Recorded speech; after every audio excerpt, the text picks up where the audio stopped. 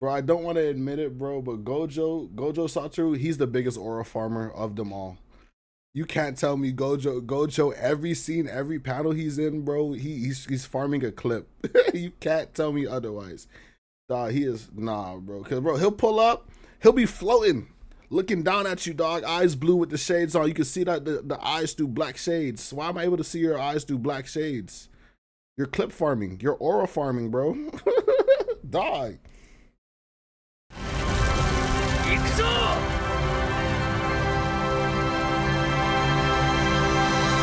What's up, y'all? TCG here, back with another video, and today I got for you another one of my OP10 leaders that I'm pretty excited to test post-ban. It's Green-Yellow Law. You know, this is one of the newer supernova combo leaders.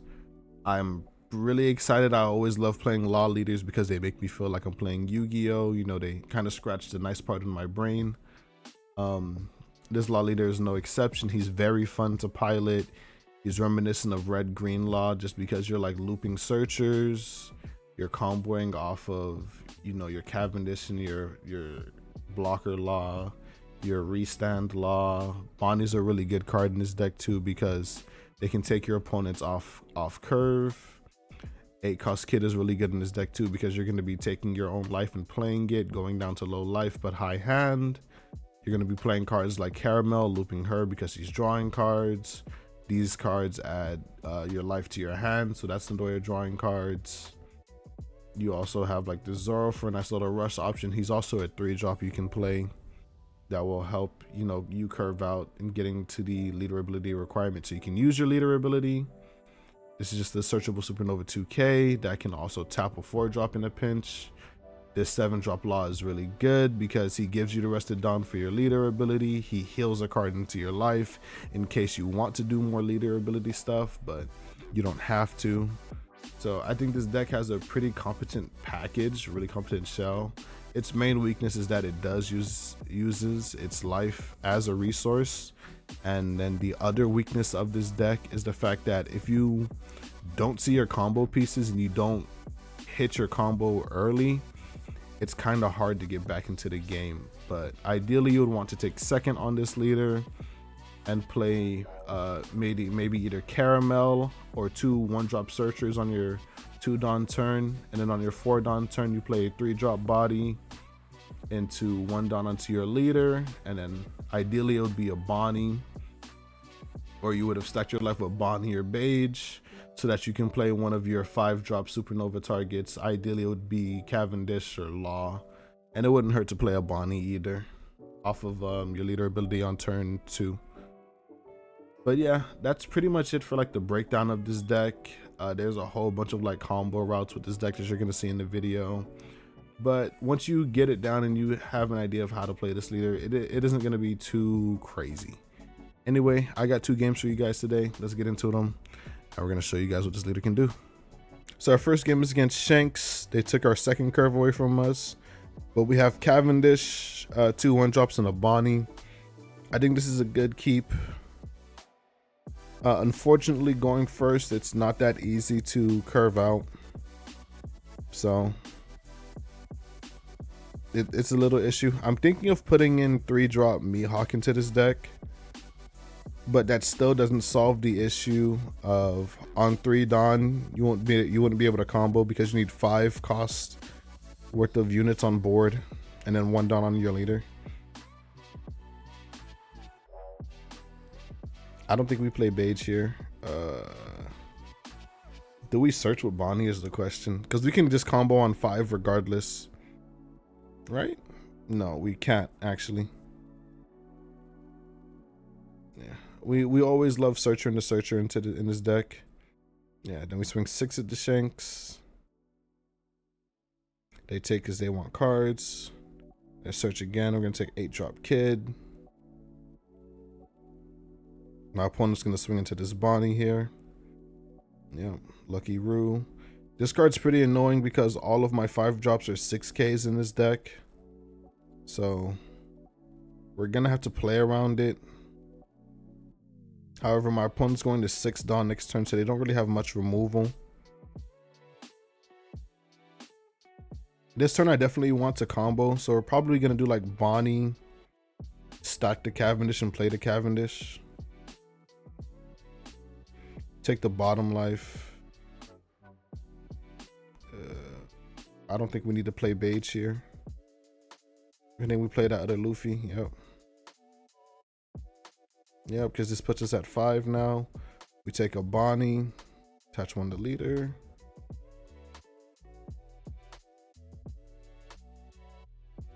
Take this, take the searcher back. We can play the searcher again. And this is why like this leader is also pretty strong, because they can loop their searchers and just draw continuous cards a lot, which is also makes sense as to why you don't want to have this leader not drain their life. Because if Law could do this without milling his own life, he would just out resource a lot of leaders in the game, and he would actually be another busted 4-life Law leader. They do 7, we block, play Yasop. Now that we have this Cavendish on board, we can sort of bait them into removing. We have 7 Dawn. Oh yeah, okay, yeah, no, we just played as Law. Put the Bonnie at the top life. We want to bait our opponent into using the Lucky Roo on this Cavendish, which I don't think they're gonna have an issue with.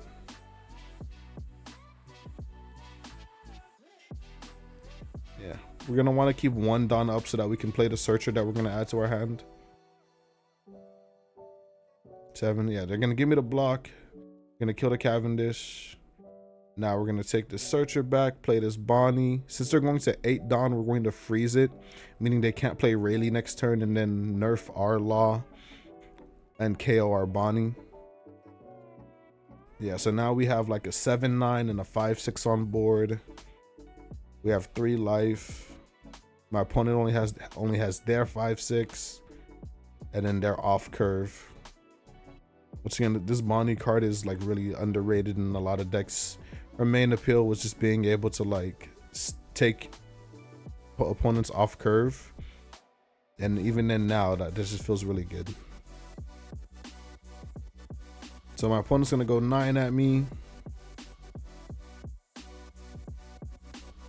They're probably either gonna play like another Lucky Roo or something else. We're fine with taking it.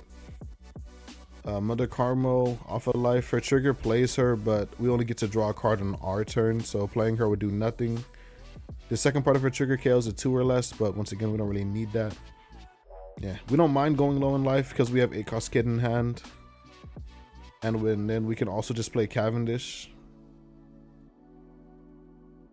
Yeah, so we're gonna play Kid.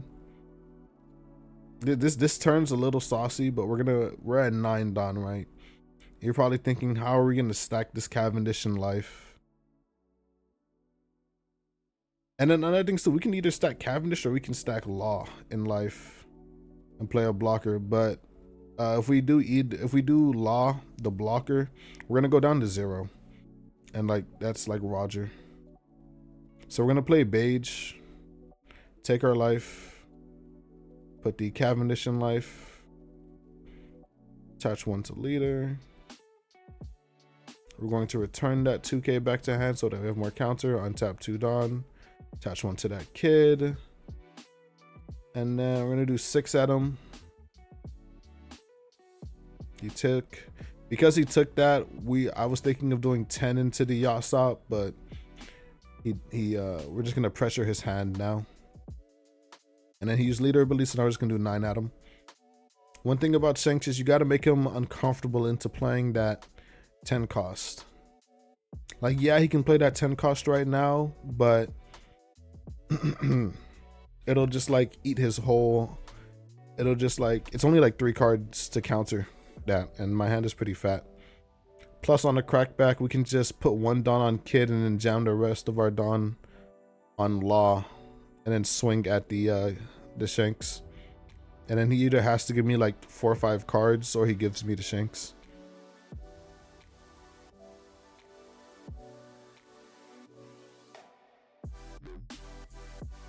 Okay, so my opponent plays Dragon. I'm feeling like they shouldn't have committed that Dawn to the Yasop. But no, they're gonna commit it all anyway and do like 2 9s out of 7k body. Oh, that's a 10. We have the counter in hand.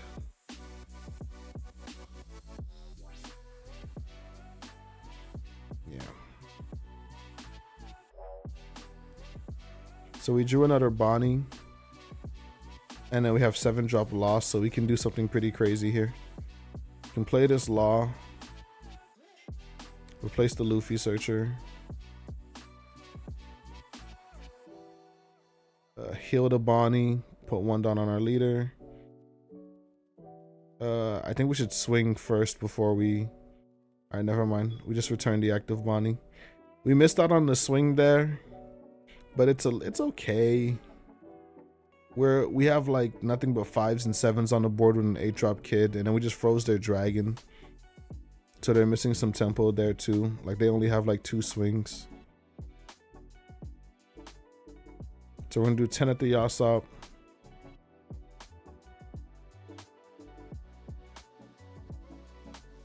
So they give me 0 cost and an ace. Do 7 at leader since they use leader ability. Do 8 at leader. Give me 2 2Ks.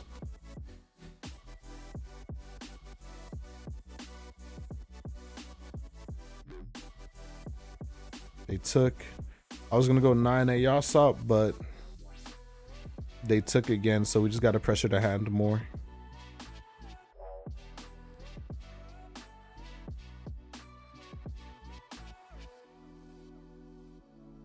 How much counter do we have in hand? We have 1 2K, 3 1Ks.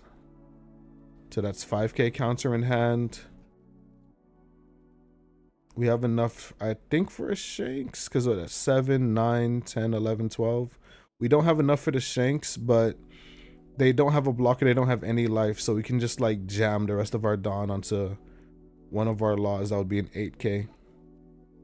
So their only choice right now is to like block her up, or yeah, it's just to like block her up here. Either block her up or like remove my kid and then try and swing at me for game. Yeah, and then they play Roger. We just let this die because that's all of their Dawn, and then we have the 1K and then the 1K and then the 6K to get out, the 2K to get out the 6K swing. Yep. Stack it all on Law. If you can counter this, then you got a 9K, 2 6Ks, and a 5K coming at you. Yeah, my opponent had 3 Rayleighs and a new gate.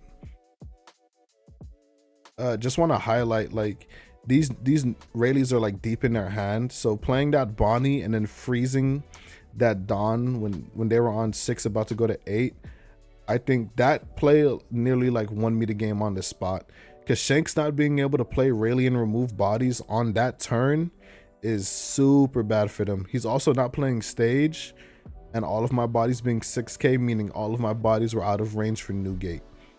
I think actually he could have, instead of playing Rayleigh, if he did have the new gate in hand on that turn I froze his Dawn, he could have played the new gate, given the Dawn to Yasop, swung at me, reduced Cavendish, and then used the new gate and then tap the body. But I think by that time I had kid out, or I don't know what he did. No, he swung like 2 9s on 7 Dawn, so I didn't have kid out. So yeah, I don't know. Anyway, next game. All right, this game's gonna be against Usopp. My opponent chose to go first. It's fine for me. I like going second. We have 2 1-drops and a Bonnie. I think we're just kind of Bing chilling here.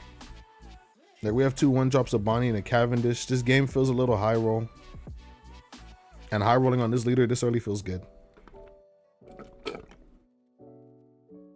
I'm sorry for drinking that cup in your ear like that.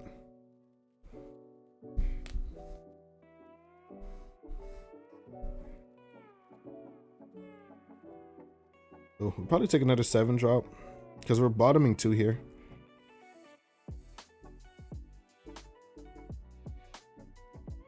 Yeah, like chaining 7-drops feels good. We're gonna play the Beige, take bottom life, stack the Cavendish. If my opponent swings 8 at me here, it's whatever. But if they swing 6, I'll give the 2K.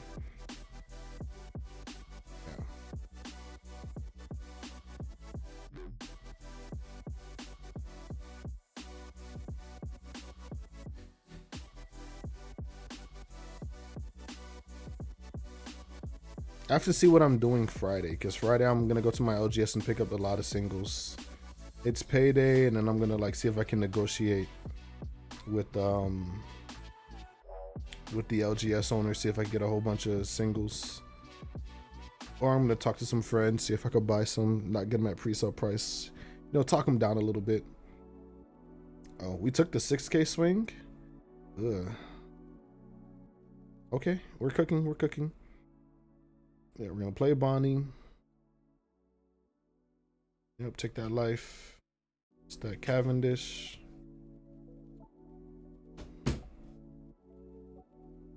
We should have taken the Searcher back instead of the 2K. There, just so that we could play it again. And then swing 7 at him, but this is fine too.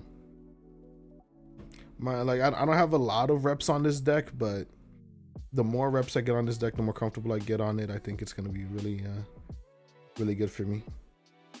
Like, I think this deck's like worst matchup is like Blackbeard, because everything you have is on play.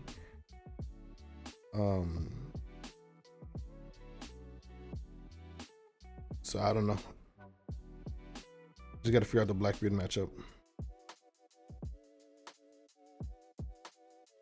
Yeah, give him 2K because we're going to set life again. How much Dawn? Yeah, my opponent's going to 7 Dawn next turn. So I think this is another turn where like Bonnie play is gonna pay dividends.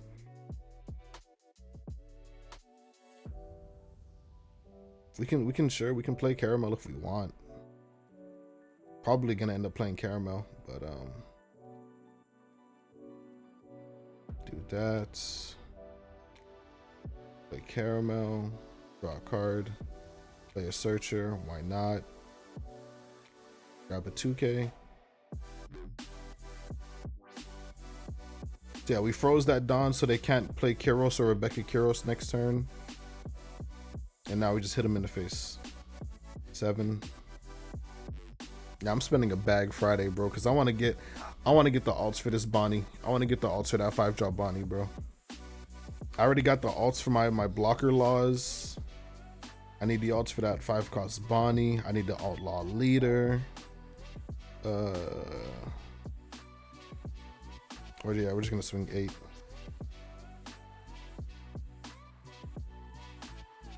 Another thing is too, my opponent also can't Gravity Blade Heat either because they're on 6 Dawn. Yeah, Bonnie's strong. Gonna swing 7 at me. I don't think we take this.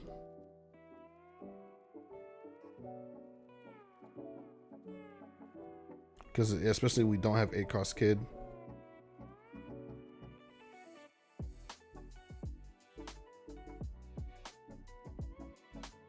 And then they swung 5. We'll give them a 2K because we want this restand law. And then they're just gonna play double blocker. A very weak turn from them. Alright, we just get to 7, drop law, probably play over the Caramel.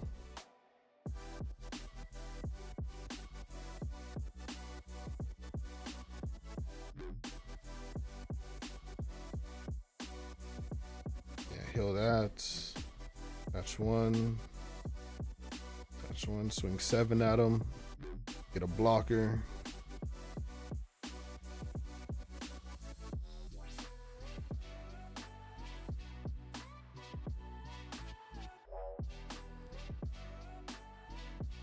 Alright, Lebanese leader ability, take the 2K.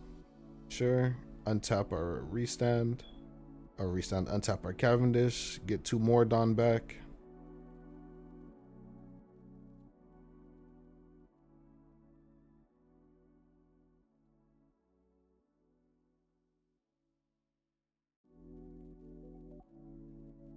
Alright, they gave me 2 cards. Now I think we pressure this Zoro. Yeah. Do we know they have a Kyros? I'm not sure. But let's pressure this Zoro. Because, yeah, they give me the blocker. Alright. And now if they give me 2 cards. Usopp also bricks up around this point.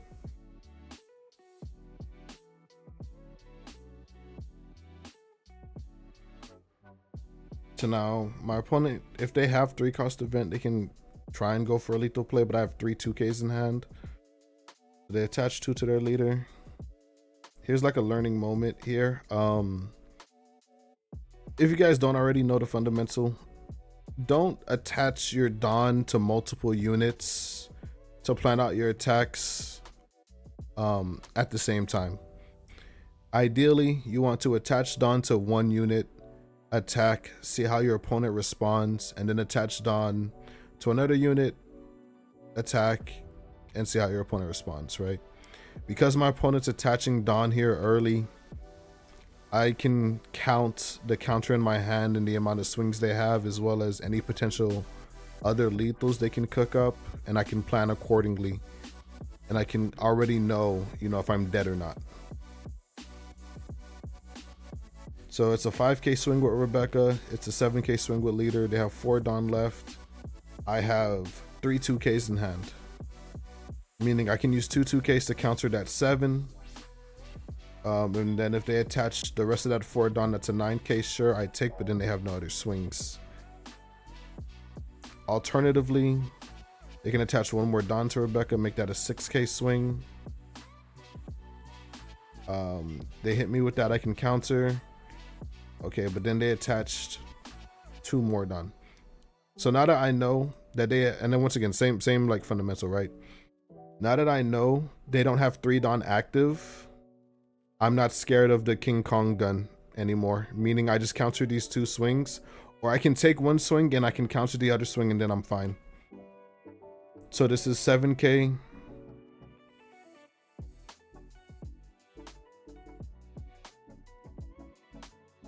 Yeah, this is 2 7K swings right now. It's like 8K, 8K, or 7K, 9K.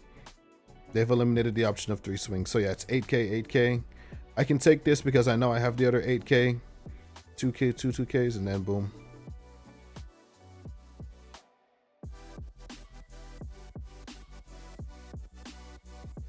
And then they concede. Yeah. So yeah, there's the King Kong gun in hand. Rebecca. My opponents think like they could have won. So we have a little conversation. I'm gonna leave this in the video because I think it's important. Yeah, I already mapped it out in my head. Like if they have gun, it's 886. The reason why I say it's 886 with gun is because King Kong gun gives plus 6K to Rebecca, so that makes her an 8. You give 3 Dawn to your leader. How much Dawn? This is 9 Dawn, right? You have 9 Dawn. You spend 3 Dawn, you give 6K to Rebecca. She's an 8K. You have 1 8K, you have 6 Dawn left. Right? Now that you have 6 Dawn left, you give 3 to Rebecca, that's a 5K swing. You give 3 to Usopp, that's an 8K swing. So when me having 3 2Ks in hand, and he only has 3 swings, I can guard 2 of those swings. I was wrong here. It's not 886. It's like 885 or like 877 or something like that. And then even with 877 might get there if he can. No, it's not, because the number was always down. So it's like 876 or something like that. Oh, I need to count the Dawn again. Oh, my bad, bro. Let's count this Dawn again. So if he has 1 less Dawn here, he has 4 Dawn. This is a 6K swing. Right? This is a 6K swing. This is a 7K swing. This is an 8. Yeah, so it's 6, 7, 8. And I can guard a 6 and a 7 and take the 8. Regardless, I can guard 2 swings and take the 3rd.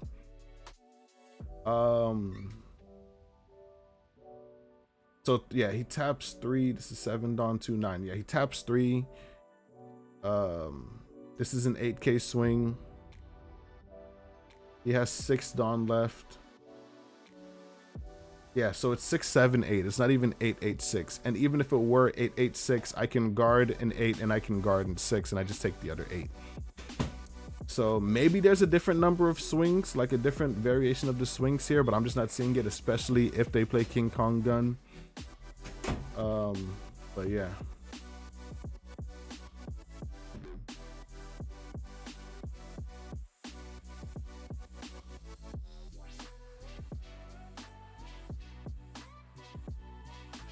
And this is healthy conversation, by the way. This isn't like me trying to be mean or whatever.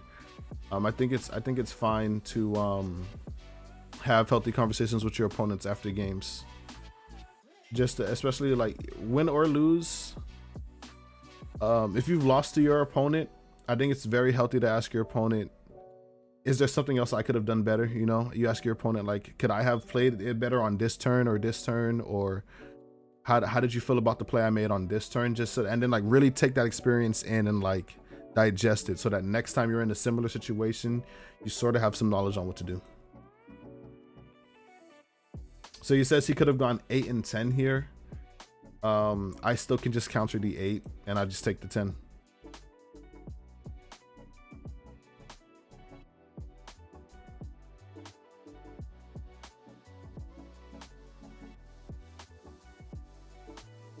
Hold on, we gotta finish up.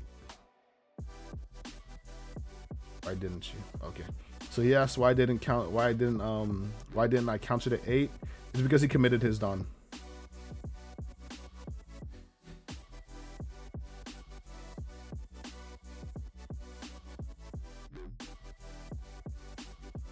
Yeah. So yeah, when I saw he didn't have 3 Dawn up for the King Kong gun, I just took the damage and I was like, all right, this is the most you can swing and I can counter out of that. So it is what it is. And even there, he says if he swings 8 and 10, I take the 8. I already, prior to me taking the life, I had 3 2K, so I can counter the 10. So if he did 8 and 10, attach 3, he has 6 Dawn. It's still 8 and 8. Yeah, no, it's, I don't know where the 10's coming from. Oh no, the 10 is like plus 6K. Regardless, like, if he's like, yeah, he just should have allocated his Dawn a little better. Maybe he could have caught me by surprise. Anyway, yeah, that's gonna be it. That's gonna be it. Yeah, that's gonna be it for me today. I really like the deck. I love comboing with Law leaders. It feels good. Law is one of my favorite One Piece characters. Being able to play a combo Law leader that isn't super busted feels nice, because there's no like worry about him getting banned. Lucci not being super apparent in the meta feels good. It makes me think we can drop this TCG down from 4 copies to 2 copies. And then run the Mihawk 2K,